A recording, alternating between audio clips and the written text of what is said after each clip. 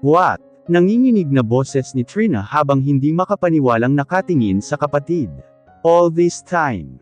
Trina, you need to get well first. All this time. Trina said, shouting in anger. Abot kamay ko na ang anak ko. Hinayaan mong isipin kung wala na siya. Listen to me, Trina. Galit na ding sigaw ni Nash. You can't take good care of your son. At sino ka para magdesisyon nun? Trina, you are sick, may lungkot na tinig ni Nash. Gusto man niya na hindi ilayo ang pamangkin, ay kinakailangan, Melvin is in danger in Trina's hand. The doctor said she might lose her whole sanity, and hurt her own child. This is not the life he dreamed for his only sister.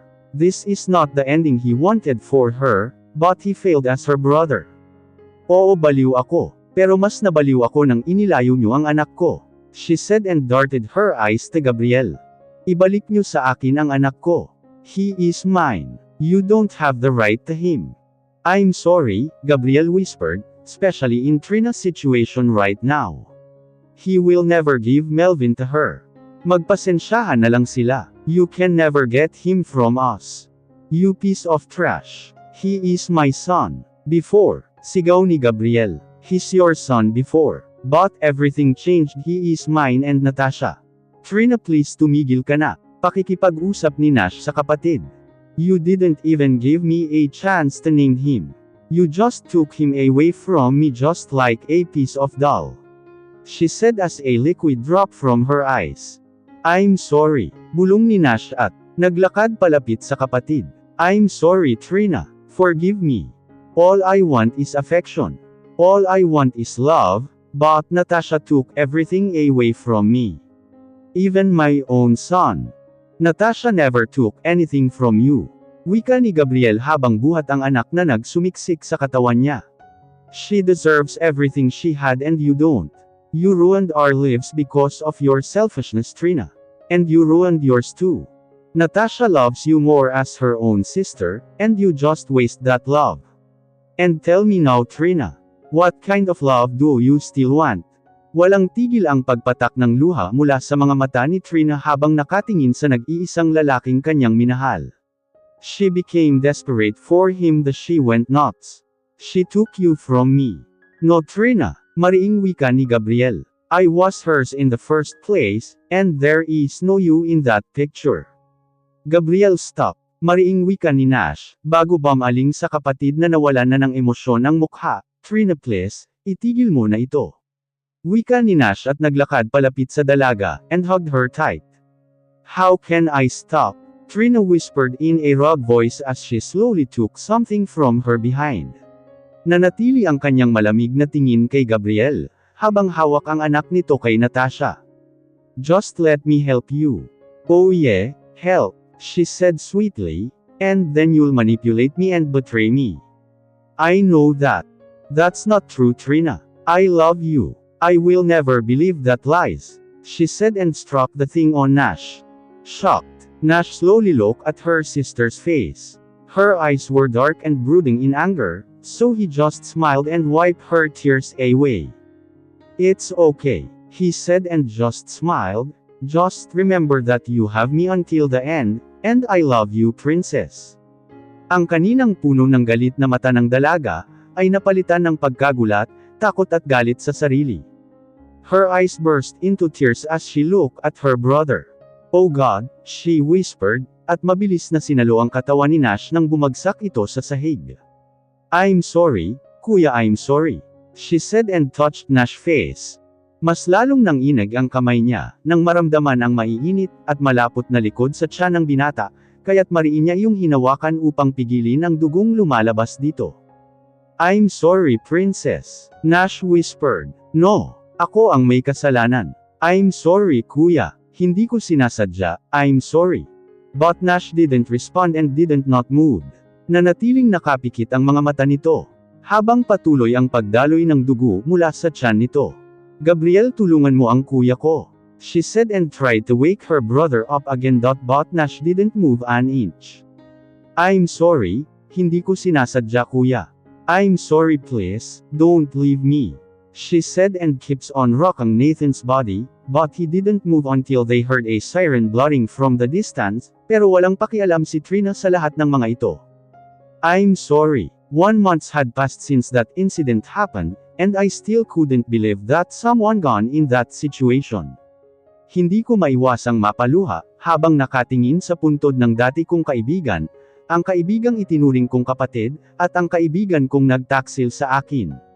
But she's already gone? Hindi ko man nasabi sa kanya na tuluyan ko na siyang napatawad, ay sigurado akong nasa payapa na siyang lugar. Trina Chen, the cold breeze of wind touched my skin, as I read her name on the tombstone. She took her own life inside that lonely asylum she were in. After Nash recovered from what happened, then Trina took her own life. I want to comfort him from losing his sister, but he suddenly flew back in France after 8 days in the hospital. Hey, Gabriel whispered, kaya't agad kong pinunasan ang mga luhang kusang pumapatak sa aking mga mata. You okay? Marahan naman akong tumungo, at tumingin kay Melvin na tahimik na nakatingin sa puntod ng kanyang ina. We should tell him right. Pero hindi namin alam kung paano sisimulan. Melvin is too young for everything. He's too fragile. Mama, is she your friend? Bulong ni Melvin na hindi inaalis ang mga titig sa puntod ni Trina. Yes baby, I said at yumuko upang magpantay ang aming mukha. I love you Melvin, bulong ko at mahigpit siyang niyakap. Even though you didn't came from me, I still love you like my own child. Mahal na mahal kita. I know that mama, and I love you too. He said and kissed my cheek na ikinangiti ko. Malaki man ang naging kasalanan ni Trina sa akin, ay hindi ko yun panghahawakan kay Melvin. He was also a victim of this cruel world, and I will love him until the day I die. Uuwi na po ba tayo ng Pilipinas? He asked. I miss Lola and Lolo. Ngumiti naman ako at tumungo. Our flight is around 3 a.m., since ito ang pinakamabilis na flight pauwi ng Pilipinas. Sandali pa kaming nanatiling nakatayo doon, bago nagpas siyang bumalik sa hotel na aming tinutuluyan. Are you okay baby? Wika ni Gabriel na nakaupo sa aking tabi. Ang mga bata naman ay natutulog na sa kabilang kwarto, dahil alas 7 na ng gabi dito sa Australia. Just tired, I said at marahang nahiga sa kanyang tabi, making his chest my pillow. She's okay now, right? Wala sa sarili kong bulong. Who? Trina, she is okay now right? Rinig ko ang malalim na pagbuntong hininga ni Gabriel, bago ko naramdaman ang pagpulupat ng kanyang mga braso sa aking baywang. I bet too, God will be there to guide her now baby. I think she's happy. I'm glad. We are all a victim of our own emotions, and even the proud Trina herself were the victim of it. Kinapa ko ang aking sarili, kung may galit pang natitira sa aking dibdib. And I just smiled when I felt that it's long gone. The damage has been done but it was never late to repair it with good memories. Melvin may be a reminder of Trina but he is a beautiful reminder I had from her. Madilim pa rin ang paligid at tulog na tulog ang mga tao. Gabriel were sleeping beside me and the kids were sleeping too. 1 oras pa lang ang nakakalipas nang lumipad ang eroplanong sinasakyan namin pauwi ng Pilipinas, pero ako ay mulat pa rin ang mata. I slowly took my wallet and took the piece of paper in there. Gusto ko nang umiyak, 1 buwan na itong nasa wallet ko, pero ngayon lang ako nagkaroon ng lakas ng loob na basahin ang sulat na ito. It's me Trina. I know I'm way too late to regret all the decisions I had made but still I wanna write you a letter. I'm sorry. Hindi ko mapigilan ang mas mapaluha nang mabasa ko ang unang stanza ng kanyang sulat. It was indeed Trina. Dahil daw sa mabait at cute ako nung high school days namin ay binansagan niya akong pochi. I'm sorry for every pain I have caused you. I know it was too late. But I still want to say how sorry I was for all the things I did. Kakapalan ko na ang mukha ko, please take good care of my son. Melvin may be my son but I know he's a good kid. I will never get my chance to hug him, kiss him and love him like a decent mother will do. I never get a chance to take good care of him, because I'm an incompetent mother. So please do all those things for me. I know it's too much to ask but Natasha. Please take good care of my son. I'm sorry that I ruined our friendship. I was blinded by jealousy that I forget how to be a human. I know you will never believe me, but please believe this, Natasha. I love you, mahal kita bilang isang kapatid, because you are the only person who accepted me for who I am, yet I choose my bad side over you. I'm sorry that I have to gone this way, without saying how sorry I was. I can't face you, I can't even tell your name. I'm ashamed. This will be the last time you'll hear any news from me. Be happy, Pochi, create a wonderful family with him. Hindi ko maiwasan ang patuloy na pagbagsak ng aking mga luha. It hurts that she have to die that way. I will be hypocrite to say that I never hated her because I did. Simula nang iwan ako noon ni Gabriel, ay kinamumuhian ko na siya. I hated her guts, I hated her smile, and I hated everything about her. Sana kung may reincarnation nga talaga, I hope to be born as Natasha Ramirez again. And meet Trina Chen again. Be friend with her again until the day we both gone. I will, Trina, I whispered. I will love Melvin as my own. I felt my hands sweating in excitement and fear as we head to the church. I can't help not to worry for this day. Will she say I do? Of course she will, right? Hindi naman siguro papayag si Natasha kung ayaw niya talaga sa akin. I'm just overreacting things. I felt so nervous as the car entered the parking lot of the church. My hands trembled as I hold the door and open it. Flashlight of the cameras from the press welcomed us. I remained emotionless as we head towards the entrance. My smile was just for my family. For my queen. As I walk down the aisle, I can't help myself not to smile. Maya-maya lang ay maglalakad din si Natasha dito, habang suot ang napakaganda niyang wedding gown papunta sa akin. We will hold each other hands as tight as we can and build our own happy family.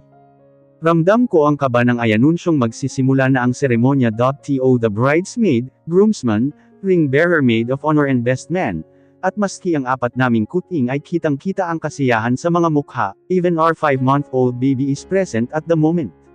It's now time for my bride to walk down the aisle.